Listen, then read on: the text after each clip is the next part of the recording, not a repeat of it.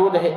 اسی طرح معوذتین، قرآن کریم کی آخری 2 صورتیں، سورہ اخلاص، قل هو اللہ، جس کی فضیلت آپ جانتے ہیں کہ 1 مرتبہ پڑھنے سے 10 سپارے پڑھنے کا بھی ثواب ہے۔